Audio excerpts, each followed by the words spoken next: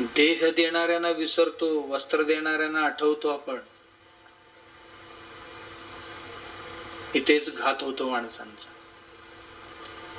पुण्यस्मरण म्हणजे ज्या माणसाने एवढं पुण्य आपल्या पदरात टाकून गेले ज्ञानाची, त्या पुण्यात्म्याचे स्मरण करणे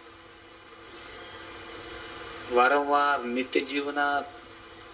किंवा याकरताच आमच्या या हिंदू धर्मामध्ये वर्षातून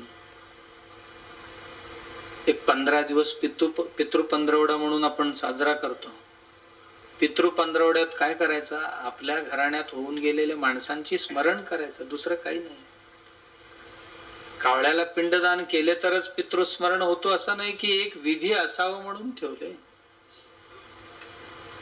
कावळ्याला कळते आमची पितृ कोण आहेत, तर आम्हाला नाही कळलं तर कावळ्यापेक्षा कनिष्ठ नाही.